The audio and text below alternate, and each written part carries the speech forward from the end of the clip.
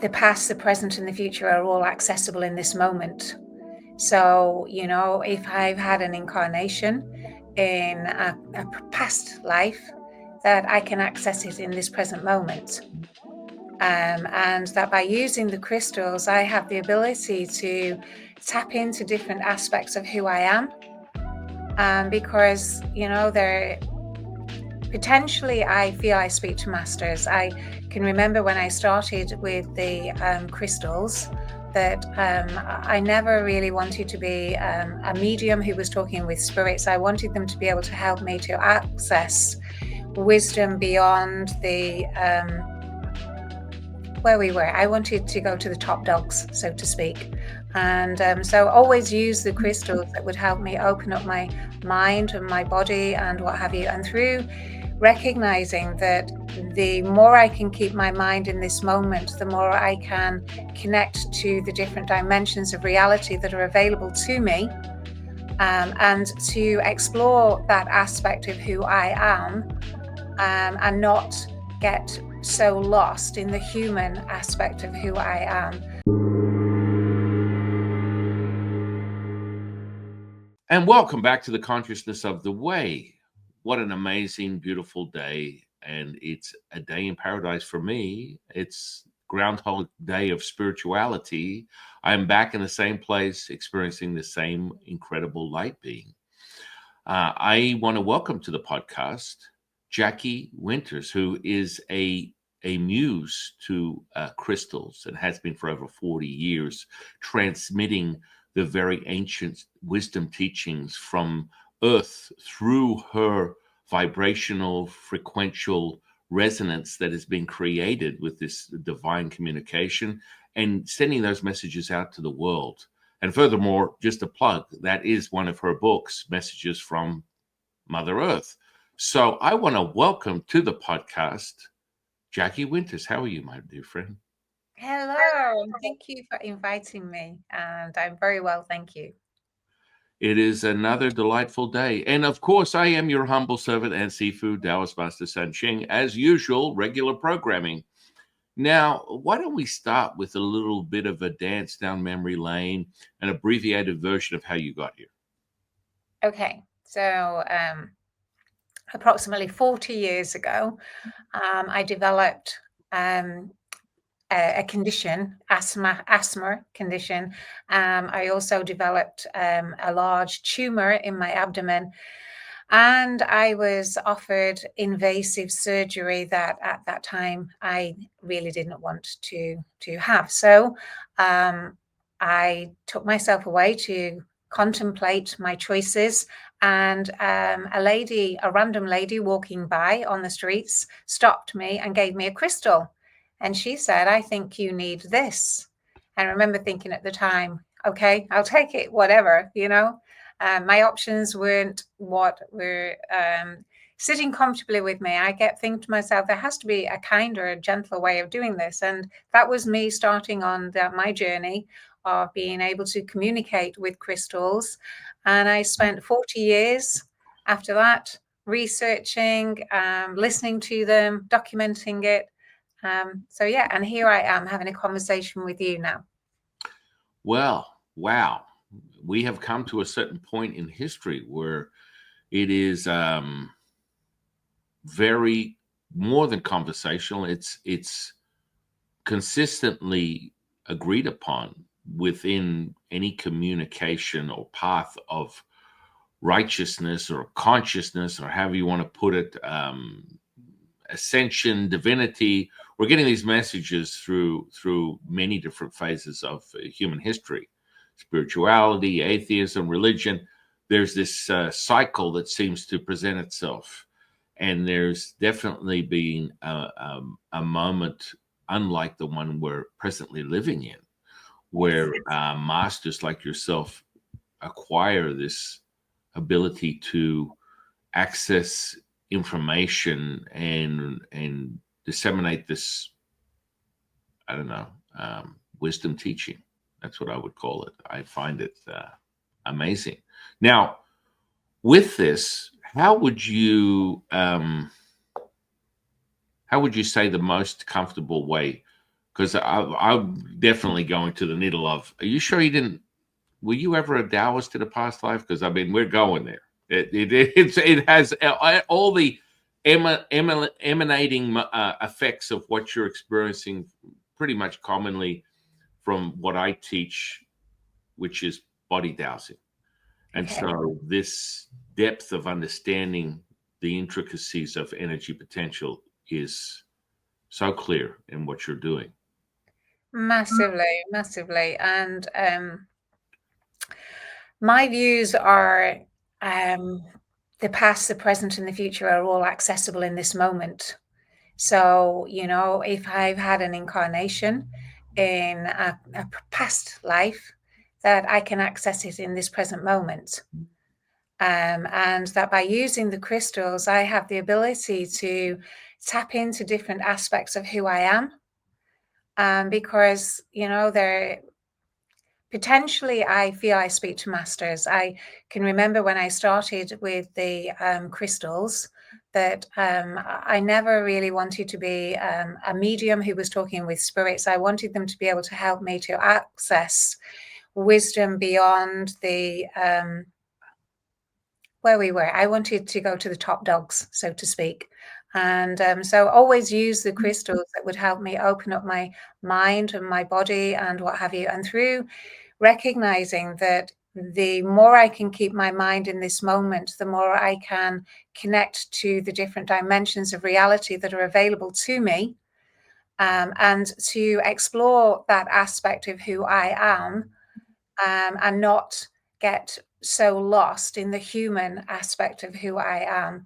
And by doing that, I find that I resonate with beings that are very evolved, very understanding, and that my access to levels of information change according to my understanding of it.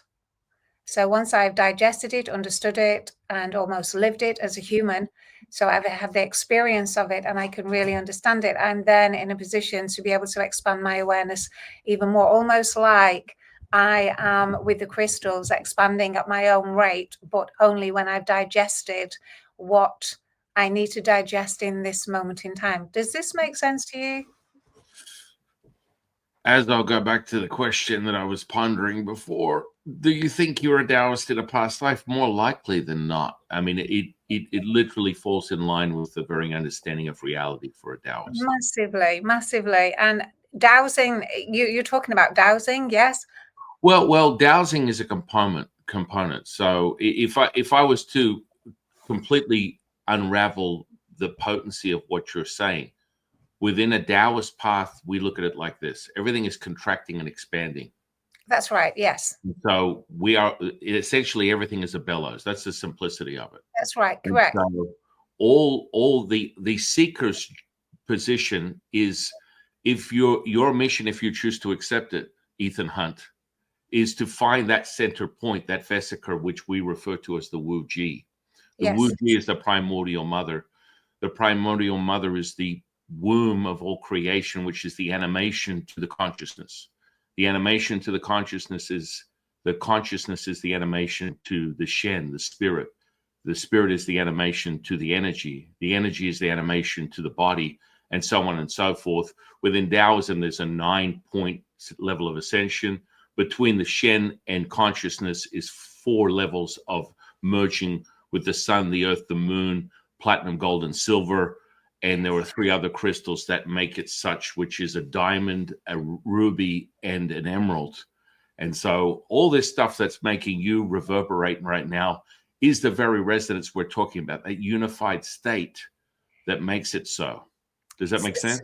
absolutely, absolutely. And I have not really explored Taoism very well. And everything you're saying is resonating hugely with me. The crystals that I've been told are the real gems, if you will. The holders of wisdom are emerald, ruby, but sapphire in there as well. You didn't mention sapphire.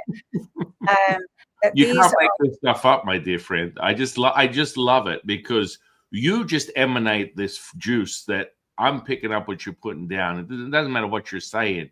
I'm feeling a reverberation, an oscillation, and a chill through my very body, what I refer to as a quiver of yin knowing.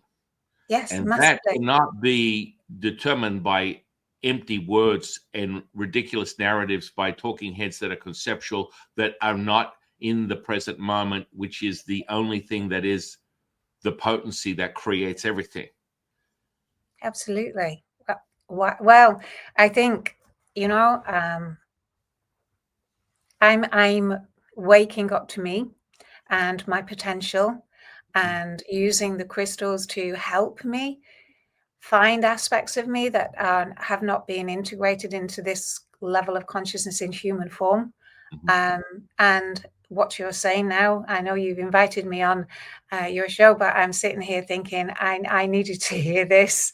So thank you for inviting me and for helping me, start to possibly discover new aspects through what you're saying as well. Because the crystals, it's no coincidence that we're having this conversation. The crystals act like magnets to draw into your psyche and your awareness what it is that you need to hear. So the fact that we're actually having this conversation, I feel that the crystals have magnetized it for me to consciously understand me better. So thank you so much for this. Well, it's one of those. Well, it's an oscillating symbiosis that takes place, and when you, for example, from a Taoist perspective, when yin and yang is the byproduct of perfection, right? The void is perfection. The void is the creator of everything. That is the mother, and from yin and yang, you have these incredible potential. And so we refer to it as like to wave the matter to particle, realize with your attention and intention, forming what my dear friend, the Buddhist monk, would call dukkha, distortion. This is what we call the currency of this realm. We call it material. You may call it realm, dimension, however you want to perceive it. And it's a currency. The currency is energy potential. That energy potential is met with vibratory, frequential, and resonance. And once met by your own mastery, oh, yes, it will be yours, or yes, it will. And it does not require your participation. Oh, no, hang on a second. Whoa, what did I just say? Well, I always talk in the third person, so people are used to it. Jifu, what does that mean? Well, let's get down with the get down. That charge that you got up your body that I see and feel at will is a mastery of sensory perception. This is nothing more, nothing less, as we continue to understand the potency of who we are, regardless of the fragmented personality, the human condition, the humanistic humanists. We form our Sherlock to our Watson. We find the crumbs that enter from human condition into the labyrinth of the finite mind, the bankrupt mind, the empty space that is not void as a whole unification, but at the other side, we find the human being that is within everything. Yeah. Yes. The present moment. Oh, yeah. Yes. Oh, yeah, baby. Oh, yeah. That's my version of Austin Powers, right? Wow. Yes, absolutely. What you're saying is really resonating with me. And, it is the human. I mean, the word human anyway means hue is beyond the man, is beyond the self. But like you just said, it's the beyond self that creates the human. So, wow, you just blow my mind. So thank you. Thank you for that. That's really interesting. It's all just us merging together, meetings of the mind that return to the whole. Yeah. Returning, healing is becoming whole. That means you want for nothing, need for nothing. You are all things and nothing at the same time. And then that seed, that potency that we talk about, the Wu Ji for a Taoist, is that center point. That means it's unified, it's whole. You access everything. This would be referred to your version where that present moment is the past, the future, the present all at once. This is what we call the mastery of internal alchemy, Nigong. That means that we can give you a superhuman, supernatural, unreal version of multitasking where we access everything at once, and it's as potent. Everything is as potent as the now moment. There's not one that's less or more than the other. So once you obtain that moment, you have what we call detached, point of no return. You collect your $200, you retach as the primordial mother. That means your attention, intention, thoughts, feelings, and emotions. You are the physical, energetic, and spiritual manifestation of divine word, will, light, love of the Tao. Let's drop a mic on that one. I'm speechless. I've just been to Malta, to the Neolithic sites that are in Malta, looking at the energy lines of the earth and where they cross, and reconnecting with the vibrancy of the energy. And when we were in one of the ancient standing stones, the history that goes with it is that there was a race of people that lived on Malta that disappeared, and they don't know what happened to them. And then a new set of immigrants came and took over the land.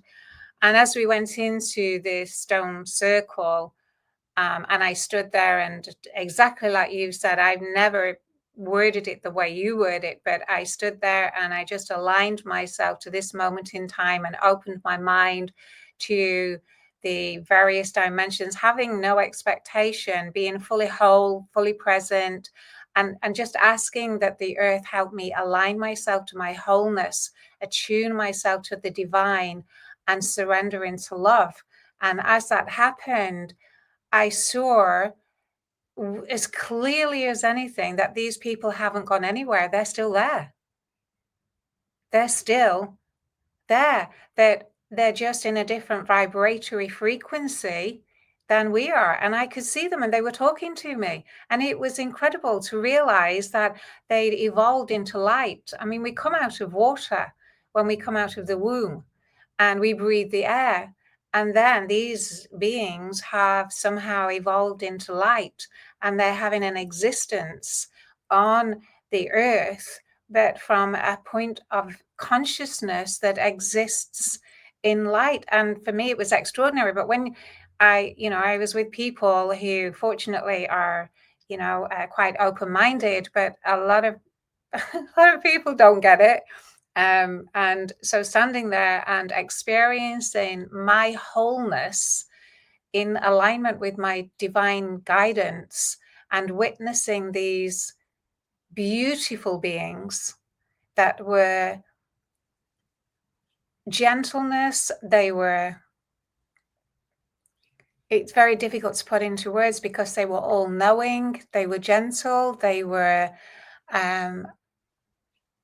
just amazing beings that were living harmoniously in light where there is no darkness. And yet we live in light and dark here. And so my conscious mind, my human mind, then afterwards, when it was like trying to digest what I'd seen and what I'd witnessed and what I'd felt, then comes back to my conscious mind, which is trying to analyze, well, there's shadow and there's light and dark, and the yin and the yang have so yeah. That's where I am just at this moment in time, after visiting Malta, still digesting the possibility that consciousness on this planet can live in pure light and not necessarily need that darkness that we have to experience to help us, as you say, with the bellows expand and contract, that it is possible that we could potentially just live in the light, which, yeah, at the moment, I'm still digesting. Well, it's very interesting because, yin and yang is the product of the mother, the creation of all things. This is the material. So yin, in essence, for a Taoist, is this the absorption of all colors. Yang is the admission of all colors. That's it. So the definition, or as we would call it, spiritual identity politics within the human condition, is to create facets of this symbiosis that makes it digestible to understand it right down to a subatomic level, all the way up to the flesh and blood that looks back at you in the mirror, and Yes. you believe this is you, which is fundamentally ground level 0 point epiphany that there is something more through this relationship, that you realize that the potential is abundant, timeless, endless, limitless, infinite. And so when you merge those, it's the alchemical process for a Taoist that makes it tangible, it makes it repeatable, and it makes it a permanence. So we start with the spark of desire. The desirous comes from the stars, your relationship with the stars and the universe that spark this very inquiry.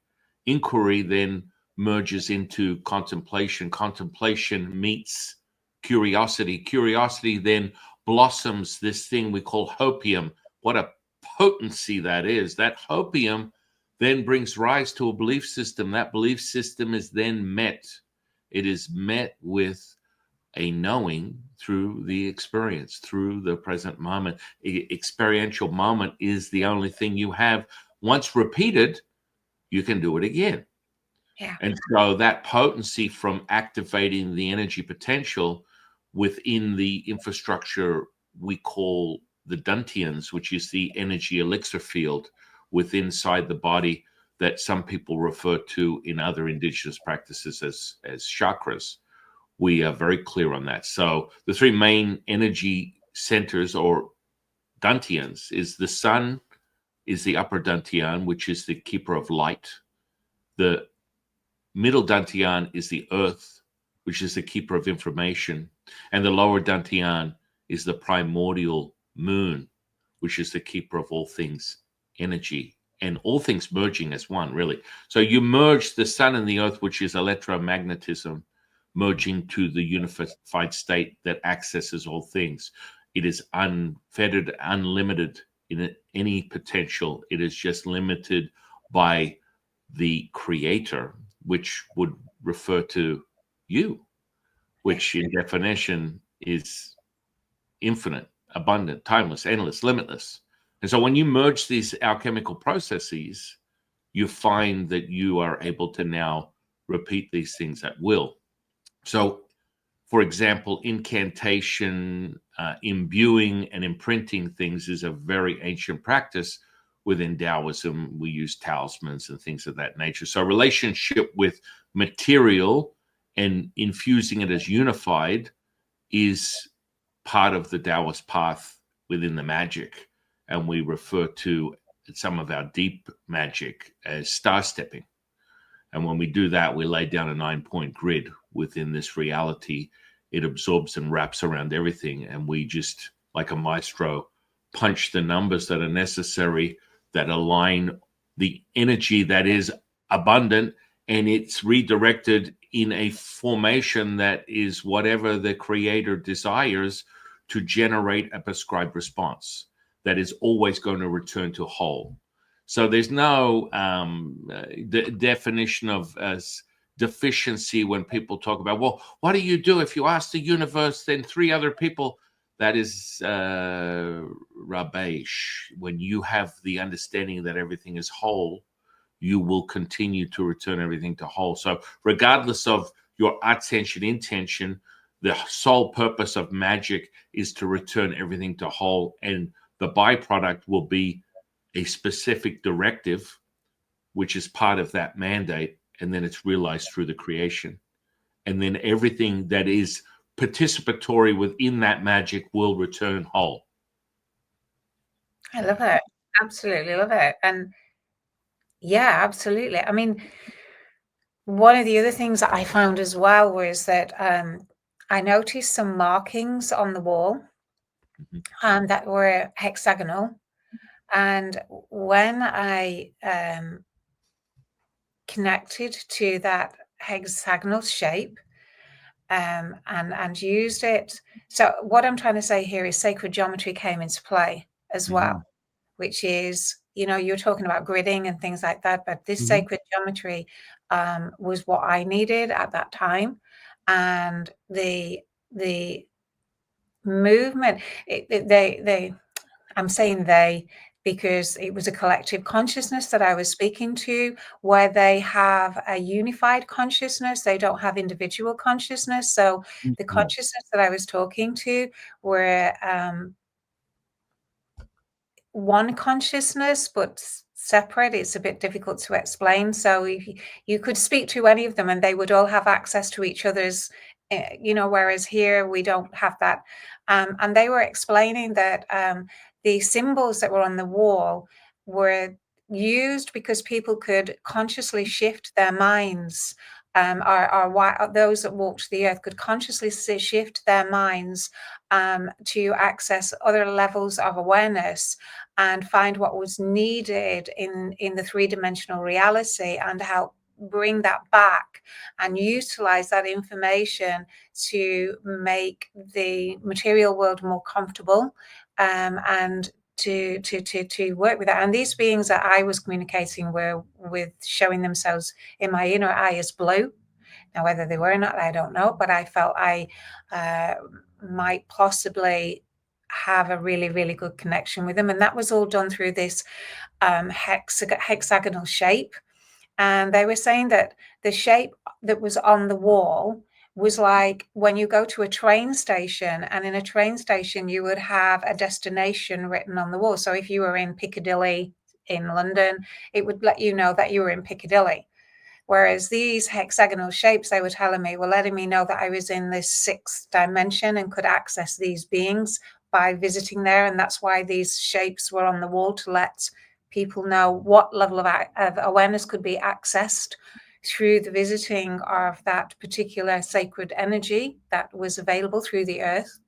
And another time I went to quite a lot of the Neolithic stones have got spirals on them. And later I've learned that the spirals are like the fingerprints that we have, that they are energetic frequencies, and that the fingerprints that we have are emitting our own electrical frequency, our own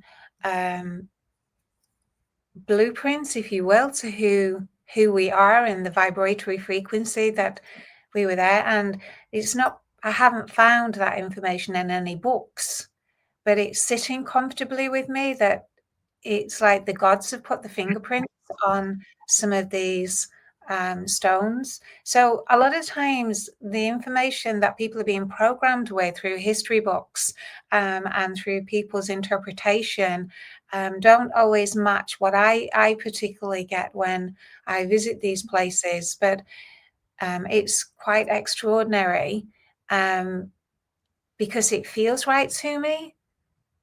Does that make sense? Oh, yeah, absolutely. I mean, it comes back to fundamental. We refer to the magical register as the Tao Te Ching. I just transcribed it with my teacher that I commune with on a second-by-second basis ever since the first time I channeled him back 36 years ago. And he transmits and admits through me as a catalyst and conduit to his very wisdom teaching. And you feel it viscerally, kinesthetically, somatically, with the presence of his being as a return to whole. And Yes. what we refer to that as a dialogue with the monologue. So my dialogue with my teacher, where I see him as clearly as I see you, I hear him as clearly as I hear you, and I'm not crazier than a shithouse rat. And that would be contemplation of a cycle of life, that there is a disorder within my psyche. It has never been known to be such. It's been more sobering and more clarifying and real as my timeline continues within this experience. And so, 30 years ago, when someone would come to me with a psychotic break or potentially being diagnosed as having a disorder, I meet them with the ancient practices that I've mastered in, and exercising energy, which more bluntly someone would call an exorcism, is the very such. That's, part of I've done thousands of them on thousands of people over the years, and it's a liberation of energy. It's met with an understanding, you return to whole, but there's a construct that's created from your relationship with your own journey that forms your belief system, and that's met with a knowing because of what you are creating yourself through your own journey. So to return to whole may need a little, interruption, and that interruption will come with the resonance that you admit and that I admit, and from that, people become whole just with the very understanding of nothing more than just being in the presence of that resonance. And there's two things that take place or transpire in this realm. They either are drawn to you or they're repelled from you, because that is the very makeup of this material. And that is the polarizing effect of electromagnetism. And furthermore, when we talk about the magical register, each incantation, which is considered a verse, is a mirrored effect of the primordial mother. So you are experiencing this visceral effect when you lay your eyes on it, audibly or inaudibly. It merges you and returns you to whole. That incantation has 81 levels of consciousness with a frequency that is attached to it, plus a color and a shape that forms your very experience. So when you fall into that, this is, in my opinion, similar to the experience that you're having with that self-realization through the geometry, through the sacred geometry that is met with everything that makes it so potent. Yes, so I absolutely understand exactly what you're saying. It's part of the Taoist path. Wow. And it becomes very, very tangible very quickly. Amazing. Absolutely amazing. And I'm so grateful to be able to have this conversation with you. I don't have many people that I can converse with at this level, because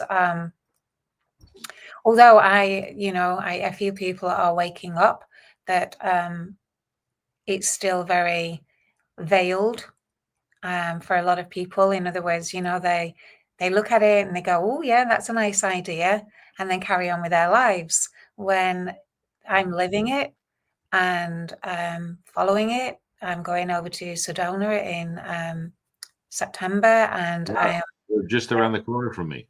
Exactly, yeah. I'm in Nevada, so it's literally a hop, skip, or a jump to Nevada here. Okay, well, just, you can digest that one however you choose to. Thank you. So, yeah, it is, for me personally, freeing from society and helping me find my wholeness by not being caught up in the rat race of the fear-based society that we have, well, that I am experiencing, should I say. I don't know whether everybody lives in a fear-based society. That's not fair to say. But for me in the UK, I seem to have awareness of many people that live in the fear vibration, although I do know that the timelines are changing and more people are waking up, and the authenticity of certain people are being challenged, should we say, as these new energies are starting to come in. And for me personally, having this conversation with you at this level is a breath of fresh air. So I'm sure that your followers and the people that watch the video probably be sitting here going, she's no idea. And I'm open. I have my own levels of awareness that I have ingested, but I'm sure there are many, many more for me to do so. But it's so nice to have this conversation with you. Oh, it's always so refreshing. I always return to the student as the teacher is the student forever. And again, it refers to when the student is ready, the master will appear. It's the same cycle. It's a symbiosis. I'm having epiphany after epiphany through this conversation because that's the expansion and nature of who I am. And so from that, we use the cycle that symbiosis is completion and then rebirth. And it's happening all day, every day. And if you're able to access that frequency, which holds that resonance, what happens is you access what we call the Wu Ji, the primordial mother. So it's called heaven on earth. Yeah. We acquire this mastery through the alchemy because you want to repeat it. You want to be able to repeat it at will, and this solidifies this knowing. And from that, you become, nothing moves your needle. And so you can become very clear that you're unified with all things at will. And so it is. It's very, very potent what you're teaching and what you're knowing and understanding of this insight. Most people, when I share with them the understanding of Taoism, they're like, I had no idea. I thought that was as boring as, and all of a sudden they're like, whoa, I'm kind of into it now. Like I've seen it across the internet and I'm like, I just want to like click next. These people make me miserable. They're miserable, fear peddling, hierarchical, authoritarian assholes. And it's like, click. But all of a sudden, you've given me a fresh breath of fresh air in relation to my relationship with the true essence of it. Because when I call it primordial mother, this is true. Within our ancient practices, we use a tool that merges the practitioner, the Taoist alchemist. We call it the Ryu. And the Ryu is formed in the shape of a uterus, which accesses the universe. Oh. They're like, did you just say the primordial? What? What? Because there's been so much nonsense and a lot of, quite frankly, when I look at most of my students and they travel from around the world, I have them coming from, mainland China, different parts. A lot of them are natives of China, and furthermore, they're coming from other parts of the world. They're like, I've been to every Taoist temple on the face of the earth, and no one has given me the insight the way you have. It's like, okay, I may present myself as an avatar that is foreign to your very eyes, yet I've been doing this for thousands of years, and I am you, you are me. Yeah. And it's just refreshing because most people are like, well, I have to find it within the origins of this teaching. Well, Taoism was started with the seed of communication with the whispers of the universe to one of my teachers called Yellow Emperor, where he was magnetized to the earth for 18 days and nights, downloading the whole infrastructure of the Chinese culture as we know it today. And watered down versions of Taoist alchemy would come in the form of Qigong, Chinese medicine. These types of things are offshoots or branches of the potency of alchemy. You want to get back down to the get down. It's the internal alchemy that is taught within the deep relationship with what we call the Fa Jun, which is the substance, furthermore, Wu Ji. But what I was getting at, the Wu Ji gives you this present moment. We talk about the present moment. Who has a coined throwaway that came back to the 70s, the last interview this guy ever had, flow like water, my friend. And you're like, oh my goodness, hang on. Bruce Lee, yes, he was taught by a Taoist teacher. Furthermore, this represents the very essence of all things within the path of anyone's self-realization. It's called effortless action, effortless effort. We refer to that as Wu Wei. And that is created from serendipitous, synchronistic flow. There is no resistance because your participation is not required. Just saying. Yeah. I love this. It expresses everything that I've been experiencing. It is just a different way of interpreting what I've been sharing with my students. I wrote from the crystals I got given, because I wanted to make vibrational medicine mainstream and acceptable in the United Kingdom. So that's a tall glass of water, my friend. With such political talking heads and controlling authoritarianism over there, it would seem as though you literally are living in like Nazi Germany. No, I'm just kidding. But maybe. I don't know, people sling so much crap at America, but like you still get talking heads running their mouth all day long and they don't get imprisoned for running their mouth, Mm. which seems to be something that's a theme over there right now. I could be wrong. Maybe you can enlighten me. Yeah, the control that's over here is Sobering. interesting, should we say. So I wrote the course, guided by what they said, submitted it to the university, and it was accredited straight away. People were like, I got the right people to help me. I didn't, like you just said, there was no effort. I came across a lady who said to me, "What are you thinking of doing with this?" And I said, "Well, I need someone to help me write to the standard of the university to get it accredited." I said, "I have the information, I just don't know the format. So I need someone to," and she was a university degree. She actually wrote the papers. There was no, it was just pure synchronicity, which is what you're saying. And then it got accredited. And I think, one of the things that I teach in my classes is that there is no wrong. People are like, "I want to get it right." There is no wrong.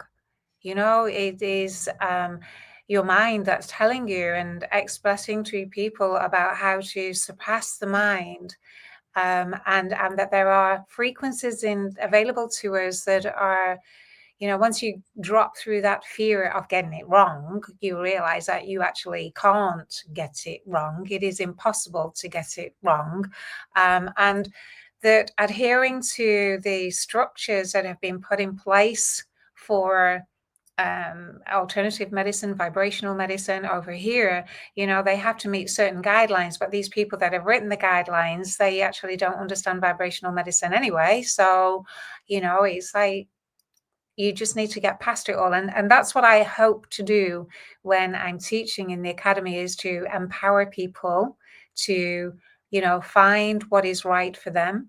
And that, if this feels right for you, it is. If it doesn't feel right, it isn't.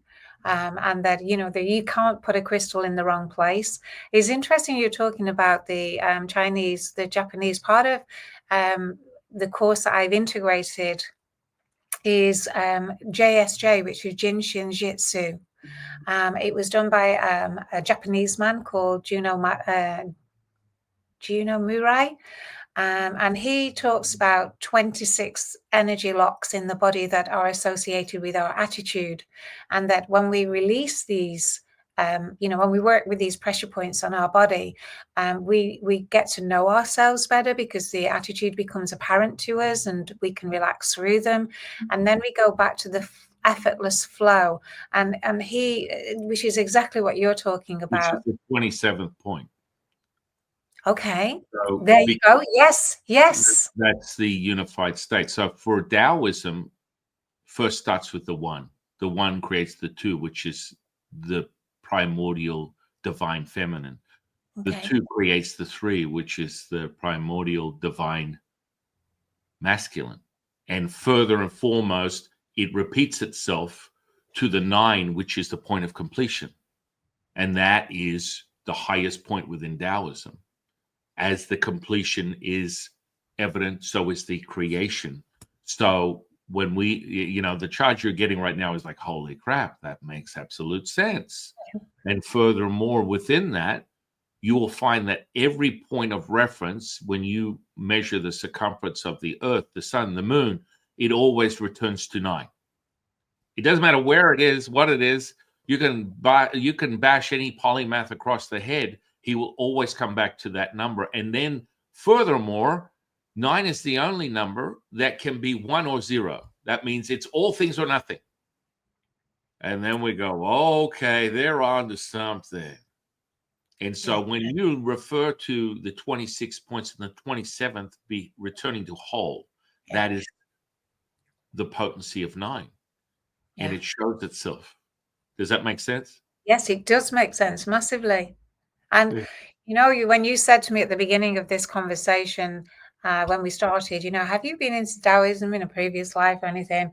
I'm now beginning to understand why all this is fitting so comfortably with me. That I've incorporated JSJ, Jinshin Jitsu, into the course to help people understand how attitude affects our emotions and sits in our body and blah, blah, blah. And Yeah, I'm sitting here going, wow, this is amazing. Thank you so much, because yeah, it's helping me understand what I've done without realization, which is Yeah, exactly what you said in the beginning. It's yeah. effortless. You know, I've actually been doing all this stuff without actually having the realization. And furthermore, we refer to let the man who's never left his village, let him know he's seen the world, because it's right here. Yeah. And so, on another note, we refine it by saying, let everybody know that it happens on its own. It happens by itself. Yet the teacher leads from behind and you come forward. So it's like it's never ever a moment of, oh, well, the origin was this or that. It all resides within a self realization and self mastery, a level of gnosis that comes with that understanding. Know thyself. Know thyself. And furthermore, when you accept you know nothing, you know everything. Abs- That was told to me quite a few years ago. It was like, I said, so, you know, who am I? You know, the famous question that a lot of people ask when meditating. So, who am I? And I got the realization that I'm nothing. And then I was like feeling quite humble and going, oh, okay. But then I realized that nothing is absolutely everything. Right, right. And I mean, so through that realization, which is the wholeness that you're speaking about, you have that everything but nothing. It's amazing, isn't it? well, that's the death rattle. Your egoic humility that's necessary for you to define yourself is the death rattle. This is what we call the three potencies of self-realization. First must come the selfishness, then it returns to the selflessness, and within that requires the sacrifice.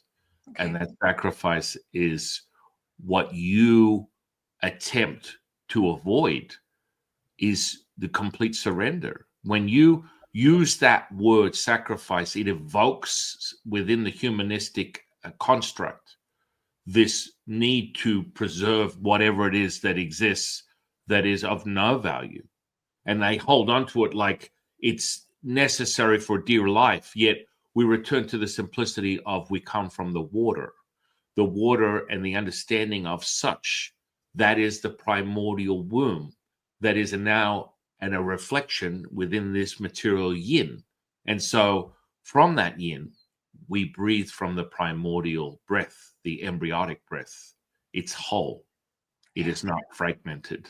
That means you are no longer breathing from the respiration within the human condition of the physical flesh. It is a unified state, it is whole. Yeah. Amen to that. I'm just saying. Amen. Amen. This is absolutely amazing.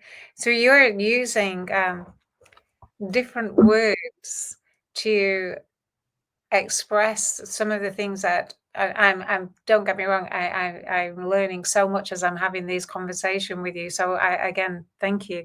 But I use different words to express myself. So and it's so in line with Taoism. It's like, oh my gosh, I've been doing this. And yeah, and just lately you were talking about the sacrifice, which we do have that.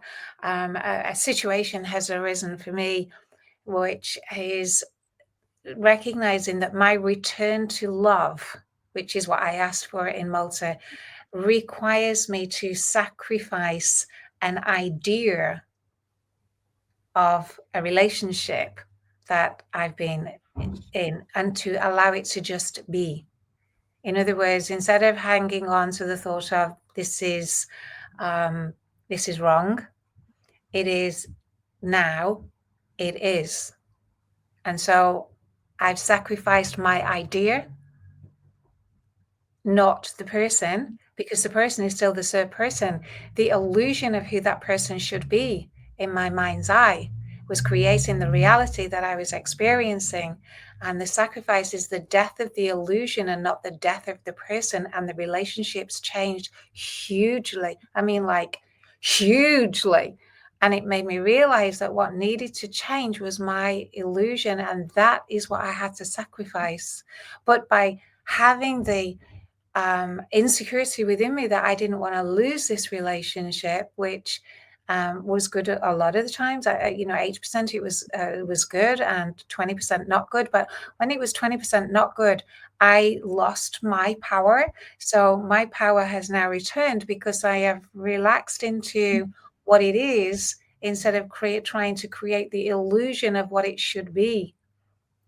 Does this make sense? Yeah, absolutely. It refers me to a very powerful invocation that we use from my teacher, the Jade Emperor. Okay. It's quite simple. A power abundant in its giving you will receive, unifying the body with the spirit with the energy, bringing heaven to earth, transcending all is one, one is all, revealing perfection manifest. That is your gift, that is your offering. That is your gift, that is your offering. That is your gift, that is your offering. And that dance of symbiosis, that oscillating charge of resonance that you and I are communing with in union, is a very validation of the potency of that incantation. And it is alive, it is visceral, it's kinesthetic, it's somatic, and it shows evidence within the barometer we call the tuning fork, the physical flesh. It is now. And so with a sacrifice, here's the thing, sacrifice in of itself is returning to whole. And I get a lot of students that are like, well, Jeffo, but I want to learn all the good stuff like levitation and healing and all the psychokinesis and pyrokinesis. That's all good and well, and it will come in your journey, Harry Potter. But meanwhile, you must understand, and I teach everyone all these things. They're like, there's one student specifically that I get very excited about, and he mastered levitation. It was when he met the resonance, I give him the ingredients that are necessary for him to obtain that.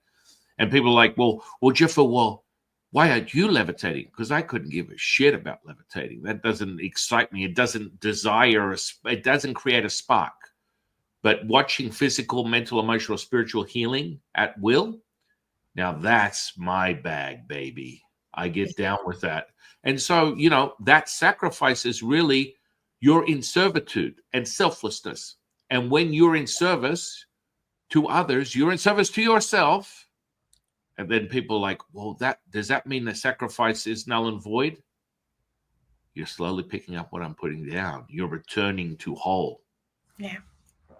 So when you were speaking about exorcism, and that, for me, that thought form or that illusion of the reality of, that's based on a belief. The illusion was based on a belief, and the crystals helped me to digest it and bring these things further. And I started to I actually seen some what we call thought forms, and realized that you call them, I don't know what you call them, but you're talking about exorcism. But they're thoughts that are doing you no good. And, sometimes people that have come to me for, particularly people who have been suicidal, that have come to me for healings, that I've actually seen this dark entity that is the same shape as them, that actually leave their body, and realize that it feeds on fear. And so when it attaches itself to people's psyche or people's emotional state, it is real. It is real. By removing that illusion of who I thought this person should be, I'm now no longer living in torment, because I'm just accepting it is what it is, and this is who they are, and dropping into it. And I feel that's similar with some of the healings that need to be done, is that, thought forms, thought becomes a form, is what I'd prefer to say, rather than thought forms, although they do exist and can attach themselves to others from my experience. And crystals are amazing at helping to exercise these thoughts that become form. Particularly black tourmaline, I found is exceptionally good. Black tourmaline is a crystal that is, it grows in the earth in striations, and it has the ability to really pull down anything that is very heavy in your energy field. And thought forms tend to be heavy. So, because it's already heavy, it attracts that heaviness, it magnetizes that heaviness into the earth. And you can use that to sometimes help people. I don't tend to feel the need. Well, I don't feel as though I'm in service to do healings the way I used to do now. But I have witnessed quite a lot. And I think, when you talk about exorcisms and what have you, yeah, I hear you. And, you're doing a great service by offering that to people that have maybe got lost or had thoughts that have turned into form. Is that what you mean by? Well, when I do exorcisms, it's someone's inability to refine their own mastery. So Yes. an exorcism is returning them to whole, so they have the control panel to communicate with whatever frequency, because everything is a thought, feeling, and emotion energy, which is vibratory, frequential, and resonant. This is just the substance. This is the substance. So what is formed from the seeker is their own creation of reality. And if that means that if you believe in demons, demons will exist. If you believe in darkness, darkness will exist. That is a very diluted infantile state of realization. Yet it exhibits itself all the time, because everyone has to, you know what you know, you don't know what you don't know. And so you can only create from a conscious state which is whole. So there's nothing wrong with being possessed by demons or whatever you want to consider it. Sometimes I'll have a stint where it's 5 or 10 years I won't see a single thing, and that happened to me recently. And then, of course, I mentioned it in a podcast that I had 50 people on my doorstep. It just happens. And there's one requirement when you're performing this type of stuff, is if you exhibit any traits of a very humanistic construct that is formed within emotions and thoughts, then you will be fodder for the actual energy, because your need to protect yourself is a delusional state. You are me, I am you. But to arrive to that wholeness is a byproduct of that is fearlessness.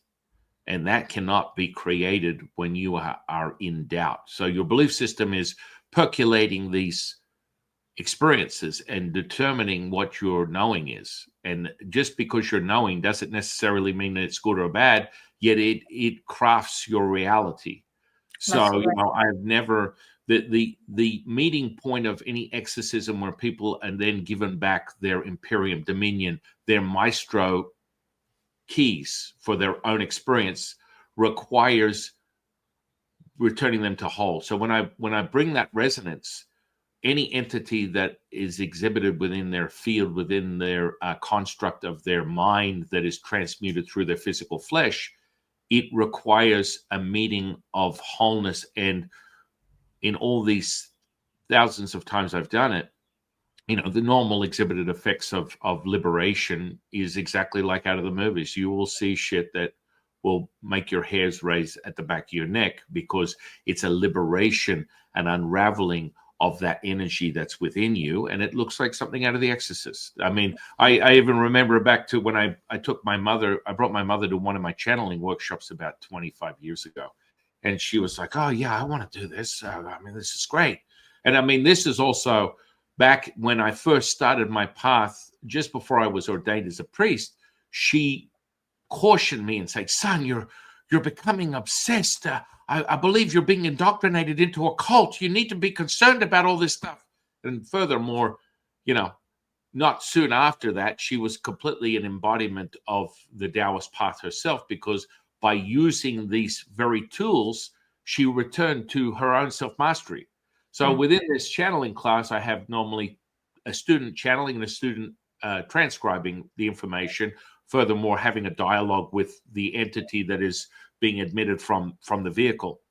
And I could see quite clearly this one student was a bit of a pain in the ass, quite frankly, because she had this idea. Her idea of being a badass exorcist was obsessive. And there's nothing wrong with that. You want to be, there's an obsessive need for that, which feeds from other deficiencies. But if you can master that and merge into that as whole, that is a great spark of inquiry. Yet most people invert that obsession into an addiction.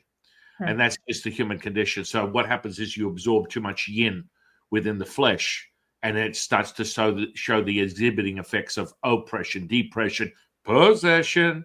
And so how you dance with that symbiosis to return to the center line is the mastery of Taoist alchemy. So she gets in there, then she's channeling away, and it seemed very benign. And then all of a sudden I'm watching these entities pop into her field. And then the student is asking the question. I'm like, okay, move over for a second. I need to have a conversation. And it was like, oh, this is so benevolent. It's great energy. Within a few seconds, I'd had 3 or 4 of my own spiritual bounces that were surrounding this particular student, and several different energies that I work with. And then the energy revealed itself. There was about 7 different entities that were puppeteering her ability to process her reality, which comes in a very distorted state. And she just started, her eyes rolled back to the back of her head. She spun around 3 times and then threw herself across the room. And my mother went, "Oh shit, this is real." Yeah. Thank you.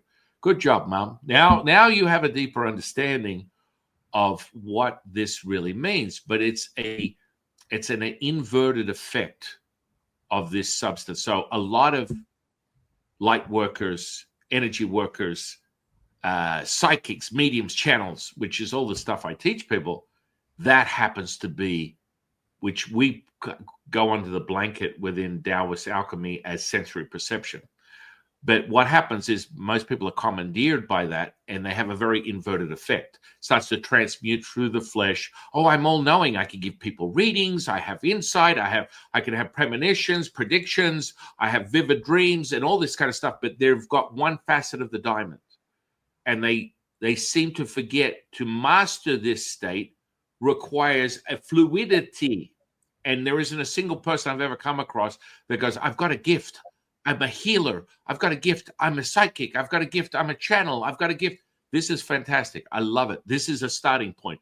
Understand this. The more and more you put focus on that one identity, you become more and more inverted, drawing that yin energy in, which will present itself as an all-knowing, but in actuality, it's a deconstruction and basically a destruction of your material state. And so what does that mean? It means that if you move the needle from yin to yang, it doesn't matter. So, for example, the teaching that you share with the 27 Japanese, whatever it is, that is a extremely yang-based energy. So what happens is most people that I know, they get obsessed within the martial form. And I teach people Bagua, Tai Chi, all that kind of good stuff. It's a tool. Let's be very clear. Unless you master the energy, it's absolutely useless. It doesn't do anything. It's like, okay, that's great. Oh, that's really nice that you're moving your hands around. If you're not able to understand that you are affecting change within all these different, as you put it, dimensions at once, you just have a side effect. You're having a really bad day, or all of a sudden you switch on what you call alchemy. Most people these days go, "I've had a Kundalini experience." That's subject to a determinative experience from the seeker to the knower. Let's decipher what that really means. In most cases, people just become activated, but they're trapped with no insight or further understanding. They're just highly sensitive, and then they end up proclaiming themselves as an empath, which is a destructive, distorted state that just becomes more and more inverted, more and more and more and more. So when you're yang, what most martial artists or anyone that becomes identity related to that, they burn the candle at both ends. And so you've got your foot on the gas and you exhibit this power or harnessing of this energy And what happens is it's very limited because mortality will show itself. And so the transitory effects is the diminished return. Because you stay in the needle of yang, your evidence is death. That's it. Any healer that I'm aware of that I was experiencing the same things 40 years ago, they're all dead. My teachers, friends, colleagues, because they've refused to understand that harnessing what we call the Jing, which is the constitution of your physical body, which you're born into from the primordial womb. From water is the creation of yang, the material state. This is the substance here. If you don't nurture that and access the command control center, you have what we call a battery pack. You come in about 80%. I've never seen anyone at 100. From that, we nurture you to 100 through Taoist alchemy. From 100, you go to 1,000. From 1,000 to 9,000, you are now bulletproof with the understanding of that saturation and that commandeering, or what we call imperium dominion, maestro to the 50 trillion cells you call your flesh and blood. So now you access that. And the first thing you must realize is to heal, to witness the present moment does not require you. That means that this is a vehicle. This avatar is not necessary for you to tap into the abundance, timeless, endless, limitless, infinite, primordial mother, which is unified, which most healers get involved with. I'm a healer, I'm a massage therapist, I'm a doctor of Chinese medicine, I'm a guru, blah, blah, blah, blah, blah. And they always become diminished in their return. And the biggest issue that anyone has when they come to me is, I'm exhausted. I can only do so many channels. It's a very concentrated amount. I'm like, nonsense. I channel all day long. And if I want to channel, I'll harness that energy so it is present, that you see it. I channel 24/7, but let's just say I want to do a specific communication where you witness Latsu's concentrated emission from my physical flesh. I could do that for hours. And people are like, how the do you do that? Because I'm using my own physical diminished return constitution we call Jing. And this is the very, basically the trap that most healers get into. And they become diminished, and they become spent, and then they become bitter, and then they become angry, and then they've missed the whole purpose of their servitude and selflessness that they so-called used as the catalyst for their whole realization of wanting to help humanity. That will never diminish once you access that state, because you will never return to it. It will always be your gift is your offering. And as you continue, it continues to completion and rebirth. Just saying. I don't know. Maybe. Does that make sense? Absolutely makes sense. Absolutely makes sense. And I think, to, like you said, the way I explain it for me is to say, we have to let go of the labels that we're putting on ourselves. The fact that you are giving yourself a label as a healer, you are creating expectations of yourself, and you're not in the flow. Because if for me, I'm sometimes I want to be a healer, sometimes I want to channel, sometimes I want to do nothing, sometimes it's really a case of just going with what sits right today. But so many people from my experience, that are doing healing are doing it for money. Which is nothing wrong with having an appreciation in whatever form you want. But when you're doing it because of gaining something from it, then you're not doing it because you're in the flow of, I feel, and this is what I would like to do. And there's nothing wrong with asking for money. I'm not saying there is, but what I'm saying here is that you should honor your own flow. And, if you're exhausted, then why are you doing it? Because you have nothing to give. It's time for you to focus on you. And the labels that a lot of healers tend to give themselves, this is my job. Right. No. Well, I mean, I agree with you. The problem is it never requires your participation. So, Exactly. I quite often most of the time I get people calling me going, "You're that guy someone told me to call. My grandmother's in a coma. The doctor said she's going to die tomorrow." And I said, "Hang on a second, no." And they're like, "What?" I just spoke to her. No. Now she's going to effectively be present and come back. All she wanted to see was an admission of your devotion and love for her. And they're like, "What?" And then next day, holy shit, vitals regulated. The doctor's like, "What the? How did this happen?" It's all got to do with energy. So what happens is you have to understand when you nourish the avatar, you're never ever going to rely on that as a point of access to this state of knowing, consciousness. But you have to master the ability to recognize what that is, or it's just conceptual. "Oh no, I don't want to be part of the identity. I want to do this." That's great. I'm a Pepsi challenge guy from the 80s. I'll take the Pepsi taste test with anybody. That's an American thing. Show me what you got. Because most people talk a big talk, but they cannot materialize. And, psychokinesis, as much as I refuse to really define it, but for all my parapsychologist friends, is evidence of this substance. And when you can master that as the present moment, so you are abundant, timeless, endless, limitless, infinite, your word, will, light, love of the Tao, meaning you are a creation of this present moment, then it doesn't require anything. And the default will be transmitted as the resonance. It will not require you having to focus your attention on it. And that comes from cultivation. When you cultivate it, and it's really evident as you merge the sun and the earth together and reveal the primordial mother, the moon, the primordial moon, not just the moon. There's a much deeper nature of that. These are all facets and basically byproducts of that substance, that veil, that unified, integrated knowing. This is all connected as one.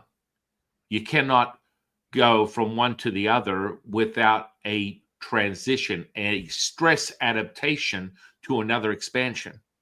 And so once you master it, you are instantly there. You don't have to continually contemplate or determine whether you call in your angels and you're using an incantation. These are all incredible tools of self-mastery, yet they're once mastered with the cultivational practice, it's happening all the time. It is your default. So that means that people freak out when I change the direction of things at will, but from face value, I look like I'm feeding my personality. I am. My personality is my personality. I enjoy it. That's the human experience. That's part of driving my side-by-side 100 miles an hour in the desert, eating chocolate bonbons, and still wasting my money on this bullshit subscription to Netflix. I get to make those choices. But when it comes down to the wet-ass hour of the now moment, I get down with the get down. Yeah. It's no longer a filtered delusion. It's the now moment. So I can be all those things and nothing at the same time, which comes back to the bellows effect.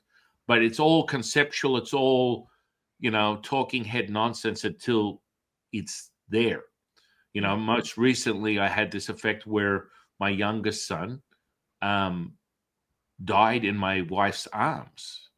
And my 5 children that were present with myself and my wife drew his spirit back into his body. He was dead for 2 minutes. Wow. And we all witnessed his spirit come back into his body. Bammo. But guess what? I wasn't moved by, "Oh, my son, I'm his father." I was the wet-ass moment of now. And so are my kids, which, they're all mastered in their own way, shape, and form. I've got a 12-year-old all the way down to the 1-year-old that was experiencing a little distortion.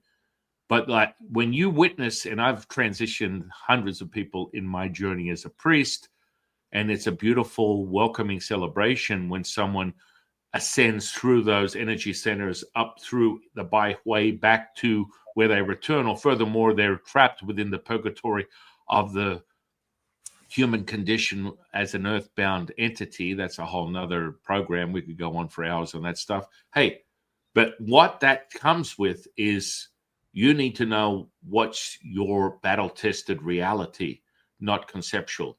Because when I channeled Lao-Tzu for the first time 36 years ago, my teacher was a very discontent, bitter, introspective, analytical asshole that had spent 60 years focusing on teaching people channeling, yet was never satisfied with his own result. And then some big lug like me, at the time I was a bodybuilder and powerlifter, walked into his channeling class as a starry-eyed person that said, "I'll try anything once."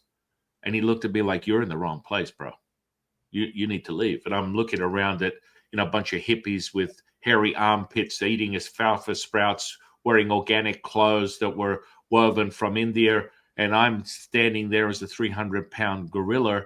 And this guy's like, "You're in the wrong place." And I'm like, "No, I want to experience the channeling class." "Yeah, okay, I'll take you $10. Sit down." And then he had an epiphany when I channeled Lao-Tzu, and the whole class was standing around me with sticks with marshmallows, cooking them from the admission of that presence, that permanence. Because I'm an old school guy. When I do it, I like to show people. I can put my hand over a flame and hold it there for a minute or two, remove the flame, and there's no damage to the flesh, because it's not an energy that is separated. It is whole. That means that it creates that potency within the material state that is undeniable. You will witness it. You'll experience it. You will know it. He meant to that. I don't know how we got on this bit, whatever. Wow. Wow. I started channeling classes when I was probably about 17. 40 years ago, I was 20. Same, exactly same. Yeah. And the guy who was teaching me, because I didn't know anything about channeling, I'd never heard of it. I'm like, what's all that about? And he said to me, I think you could be a good channel. And the first spirit, the first connection that I got was with Zen. And I still don't know what Zen is, but because I didn't really research it or whatever. But they were, Alan sort of guided me, and I one of my first main guys, who was an amazing, very happy Shaolin, he was called, and he had a very strong Chinese accent, and I would actually start talking in that Chinese English, but with a I can't actually do it as me, but it was like, a very happy Chinese, heavily influenced accent. And then he stayed with me for a while, and then he moved on. And I don't know, with the crystals, it's almost like, because the radio sets used to be called crystal sets, because they changed station with Galena. Galena would be what affected the radio station to change channels. And I feel that's what happened with me when I started working with the crystals. Each of the different frequencies that I would connect to changed my channel.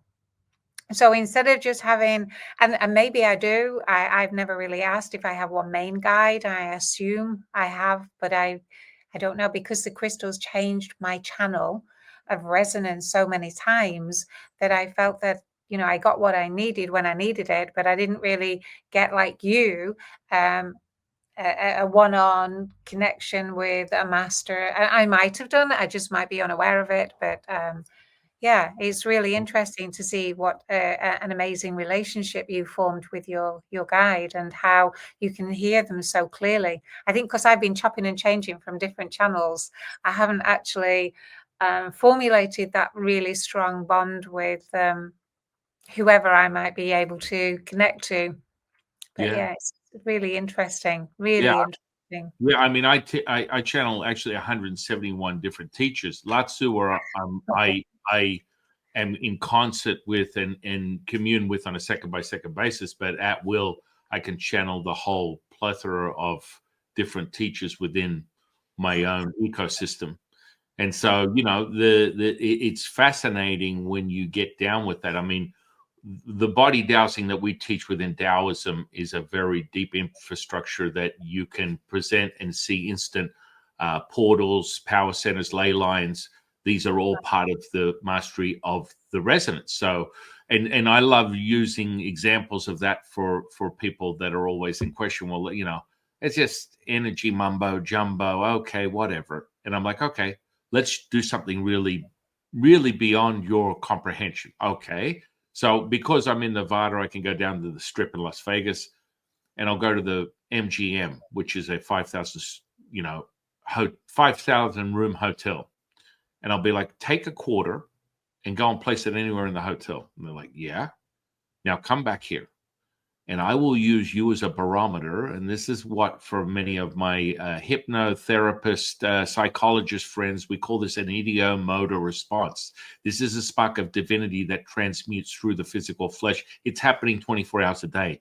I will read their energy and use them as a tuning fork, as they already know where the information is, and Yes. take them right back to where the coin is.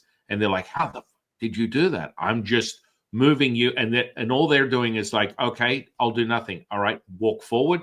No, to the left, to the right. Walk forward, to the left, to the right. And I'm just reading the resonance of the frequency they're emitting.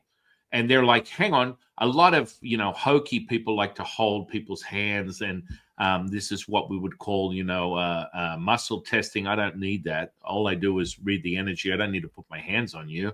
That's part of the mastery. And you will feel your way through, and they're like, holy shit. And they'll go right back to the coin where they dropped it. And you start to see visually where it is as they're admitting it. And they don't realize they're doing it because it's happening 24 hours a day. But this is an exercise that gives you information that is a verification of the potency of what we teach. And that's what the barometer of the body dowsing is all about. That's that potency, is to be able to measure it. You know, and it goes down to the simplicity of you know, feng shui and directing the energy so that you can get your optimal result within your own experience. But I mean, yeah, that's basically it. Well, it sounds absolutely fascinating. And I, for one, would be very interested in any online courses that you do. Obviously, you know, I'm only coming over for 10 days, so in September. So I don't know whether I'd have chance to attend any of your classes or anything, but I would certainly love to recommend you to other students. And, you know, if you do any online courses, I would definitely be interested, because it sounds as though it's matching where I am, what I do. And, you know, I'm sure that I could learn a lot more from you. So Yeah, absolutely. You just finally, you say that. Finally, I'm releasing a page with all that goodness that people just keep nagging me for stuff. I've got 4 books I wrote. I normally write each book is about 600 pages. I write them in about a day, because I sit there and just transcribe from Latsu. I don't know shit. I'm as dumb as rocks. It's about information. Now, the books will be released at the same time as the page, and one will be specifically on alchemy, one will be on channeling, and then we'll go deeper into the nature and relationship with the human being and their source and origins of how they decipher their own reality. And furthermore, the 4th one is just on fundamentals of Taoism that can relate as a template for anyone seeking that may have their own belief system. It's not about being indoctrinated into one set of ideology. It's about having verifiable foundation that makes it real for you. Because your absolute truth is the only truth you need to be concerned with, not mine, not Joe Smith's, not Mary Sue. It's yours. And that can only be validated through your experience. And then it becomes verifiable and repeatable. And that charge you and I are getting, that elated state of chill and charge, is that very knowing. And fundamentally, these things are really important to develop this sensory perception so that you can have a deeper, basically understanding, which returns to whole. Now, you'll get to a certain point where the understanding will continually repeat itself, which you're experiencing already. You're like, man, I've learned all this stuff through my own experience that I've started to share as wisdom teaching through my own journey, and then you keep getting it validated from other sources. That's what you're experiencing right now. It's like you're constantly going, wherever you go, you're like, you can't make this shit up. like I got that direct information. I've like put it down there, and now I'm seeing another facet that returns back to the same stuff that I'm fully aware is true. And Yes. that's the beauty of everything that we're doing here, my dear friend. I love this. I have thoroughly enjoyed spending this time with you. I could sit and listen to you for absolutely ages. I hope that we meet again. Yes. I would be very honored if you would consider perhaps doing a talk. We have a membership program over here. Yeah. The talk is how you would limit it to 30 minutes with a Yeah. 15-minute, I don't know, but if it's Yeah. something you would be interested in, we have a membership program here. Really. And I think what you have to say would be really interesting for them. And, you know, Yeah, who knows where it would lead. I would love that. I would absolutely love that. And Thank you. so what I'm going to do is I'm going to put all your interweb and social sphere information under this podcast. And I Okay, want thank people to you. go out and experience all your offerings, everyone that's subscribing, my students, all these incredible wisdom teaching that is coming through your vehicle as Jackie. It's going to happen right now. And I want them to experience it, embody it, because this conversation is not a conversation. It is an experience. This is Yeah. why I welcome wisdom teachers like yourself, because we embody this and you feel it. It's visceral, it's kinesthetic, it's somatic. You experience what is going on. It's not just, oh, people are talking about that. No, the embodiment is present. And people that are even slightly with their foot in the doorway of that understanding or experience are able to go, wow, I am feeling the dance right now. I'm feeling that incredible symbiosis. So in closing, I want to say they can get one-on-one sessions with you. You've got programmings. You have a book, Messages from Mother Earth. Yes. Is there anything you want to close out with that you might want to share with the audience? Just if you feel you would like to know more about crystals, how to feel their resonance, I work shamanically, which means, you know, always in honor of the earth and in honor of you, so that you become your own guru. That, you know, I don't profess to be anything other than me. So if you are interested and you would like to know about the crystals, then I can share my experiences and help you feel and use the techniques that I've used to have your own experiences with the crystals. And like you just said, it is all about your own personal experience and becoming more empowered and whole. So thank you for sharing this incredible time together. And like you said, I'm sitting here glowing from the union of the vibrations that we've created in this time and space. So thank you so much. And I'll be in touch regarding asking you to do a talk for us. Thank you so much.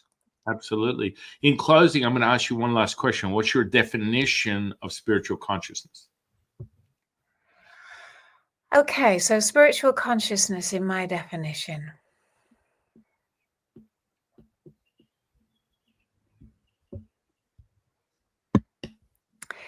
Okay, so for me, it is the resonance of the heart in my human form. It is being able to feel the spirit and joy that I'm capable of experiencing whilst being in this vehicle and having this opportunity to feel it from a human vehicle. So the definition, I suppose, is the experience of the joy and the love that spirit can bring through. There are various frequencies, but my definition is that I want my spirit to be pure. And I can feel that purity within me and joy. So, yeah, I think spirituality is different for everybody, but for me, it is about the purity of my soul and my spirit's experience in this human body. Love it. Absolutely love it. Hundreds, 400 plus podcasts, never heard the same answer as I should not, because we are all facets of the diamond of perfection. Absolutely. That all returns back to the one, which is all things. I am so grateful for you. Thank you, my dear friend. Thank And you so much, and I've learned so much, and I hope that people enjoy listening. Well, I'm not hoping. I know people will enjoy listening. of course, they will. Thank you, my dear friend. I want to thank you. I want to thank the universe for bringing you into my life. I want to thank the audience for sharing their time with us today. And I am your humble servant and Sifu, Taoist Master Sanqing. And I'll see you in the next one, guys.